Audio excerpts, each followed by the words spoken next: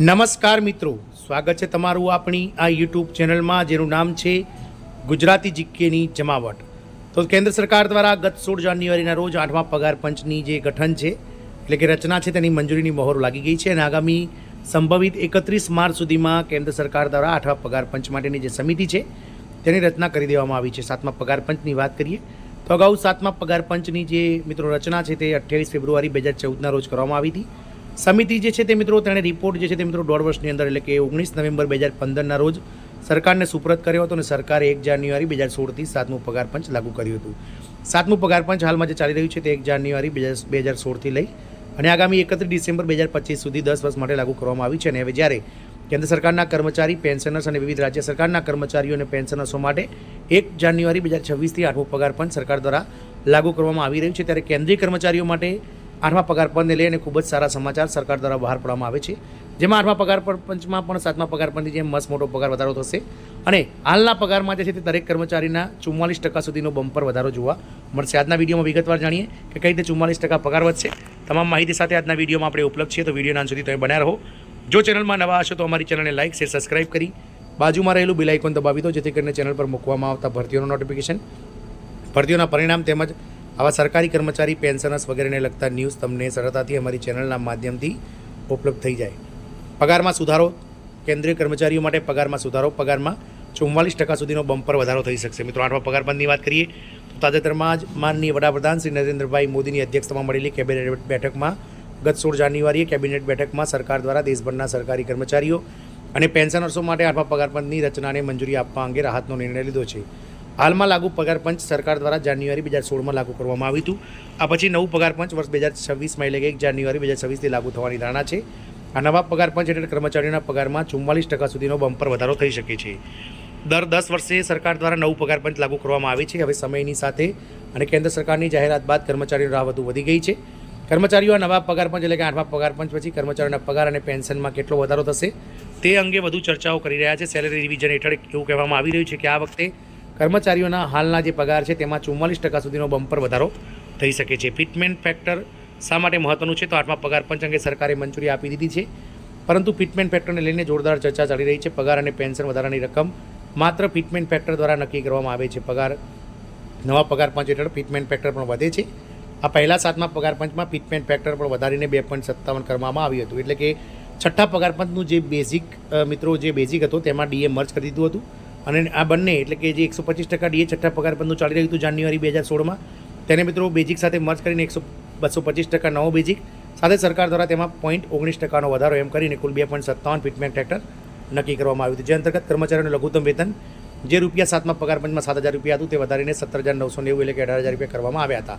હાલમાં આ નંબર પર કર્મચારીઓ અને પેન્શનરોને પગાર અને પેન્શન આપવામાં આવે છે। જોકે હવે આ નવા પગાર પંચ ફિટમેન્ટ ફેક્ટર 2.86 સુધી રહેવાની ધારણા છે। મિત્રો, અલગ અલગ જે એક્સપર્ટ્સ છે, જે અલગ અલગ યુનિયનો છે, કર્મચારી યુનિયનો, તેઓ 1.92થી લઈ અને 2.86 વચ્ચે ફિટમેન્ટ ફેક્ટરવાની ધારણા કરી રહી છે, પરંતુ 8મા પગાર પંચમાં ફિટમેન્ટ ફેક્ટર અંગે હજુ સુધી કોઈ પુષ્ટિ આવી નથી। ફિટમેન્ટ ફેક્ટરના આધારે દર 10 વર્ષે પગાર બદલાશે। ફુગાવાને જોતા કર્મચારીઓ આ નવા પગાર પંચમાં ફિટમેન્ટ ફેક્ટર વધારવાનો આગ્રહ કરી રહ્યા છે, પરંતુ 2026 સુધીમાં પગાર પંચના ચેરમેન તેમની ભલામણો રજૂ કરશે ત્યારે આ ચોક્કસ ફિટમેન્ટ ફેક્ટર જાણી શકાશે। આ સાથે પગારમાં સુધારો ફક્ત 8મા પગાર પંચના સમયે જ જાણી શકાશે। ખરેખર ફિટમેન્ટ ફેક્ટર ન્યૂઝ અનુસાર પગારમાં વધારો કરવામાં આવશે, જેના કારણે આ અંગે અનેક ચર્ચાઓ ચાલી રહી છે।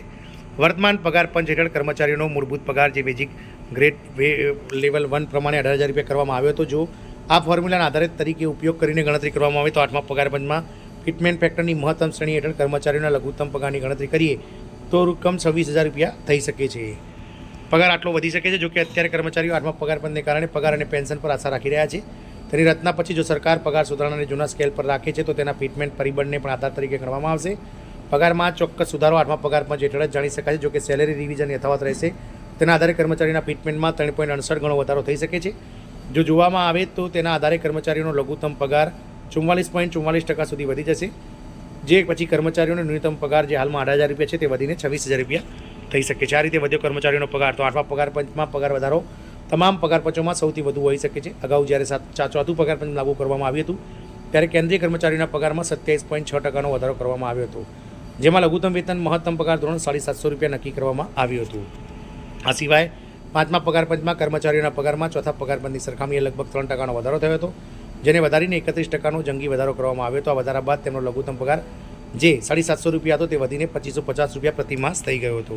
આ છઠ્ઠા પગાર પંચમાં આટલું જ યોગ્ય પરિબળ 7મા પગાર પંચ કરતાં વધુ વધારો છઠ્ઠા પગાર પંચમાં જોવા મળ્યો હતો. આ પગાર પંચમાં ફિટમેન્ટ ફેક્ટર 1.86 રાખવામાં આવ્યું હતું, જેના કારણે કર્મચારીઓ અને પગાર પેન્શનરોના પેન્શનમાં બમ્પર વધારો થયો હતો. આ ફિટમેન્ટ ફેક્ટરના આધારે કર્મચારીઓના લઘુત્તમ પગારમાં 54% વધારો થયો હતો અને મૂળભૂત પગાર જે 2550 રૂપિયા 5મા પગાર પંચમાં હતો તે વધીને 7000 રૂપિયા થયો હતો. વર્ષ 2014માં જ્યારે 7મા પગાર પંચની રચના કરવામાં આવી ત્યારે ફિટમેન્ટ ફેક્ટર 2.57 રાખવામાં આવ્યું હતું અને તેના આધારે જ કર્મચારીઓના પગારમાં વધારો કરવામાં આવ્યો હતો. પરંતુ પગારમાં માત્ર 14.29% જ સરકાર દ્વારા વધારો કરવામાં આવ્યો હતો. 8મા પગાર પંચની મુખ્ય વિશેષતાઓ વાત કરીએ તો માત્ર સરકારે 8મા પગાર પંચની રચના કરવાની જાહેરાત કરી છે. ફિટમેન્ટ ફેક્ટર અને પગારની રકમમાં વધારા અંગે કોઈ જ સરકાર દ્વારા પુષ્ટિ કરવામાં આવી નથી. સરકાર તરફથી મંજૂરીના ઘણા સ્તરો હજુ પણ બાકી છે અને જેના પર હજુ કામ કરવાનું પણ ઘણું બાકી છે. માત્ર મંજૂરી આપવામાં આવી છે અને તેમને હવે તેને કેબિનેટ સમક્ષ પ્રસ્તાવ માટે લખવામાં આવશે. આ નક્કી કરવામાં બાકી છે. તો પગાર પંચના અધ્યક્ષ કોણ હશે તેની ભલામણો અમલમાં મૂકવાની બાકી છે, જે પછી ફાઇલ તૈયાર થઈ જશે અને ઔપચારિક રીતે પગાર પંચ જે છે તેની રચના પણ વિચારણા કરવામાં આવશે. જો કે 7મા પગાર પંચ કરતાં વહેલા તેની રચના થઈ શકે છે. તેની પેનલમાં કોણ હશે તે નક્કી કરવાનું બાકી છે. હવે બસ કર્મચારીઓ અનુમાન લગાવી રહ્યા છે અને તેની રચનાની રાહ જોઈ રહ્યા છે. આમ 8મા પગાર પંચમાં કર્મચારીઓના જે બેઝિક છે લઘુત્તમ બેઝિક તેમાં વધીને મિત્રો 44% વધારો થઈ શકે છે. હાલમાં જે સરકારી કર્મચારીઓ પગારમાં જે કામ કરી રહ્યા છે, પેન્શન જે મેળવી રહ્યા છે 7મા પગાર પંચ હેઠળ, તેમના જે હાલના પગાર અને પેન્શનમાં 44% સુધીનો બમ્પર વધારો 8મું પગાર પંચ લાગુ થયા બાદ 2.86 ફિટમેન્ટ ફેક્ટર પર થઈ જશે.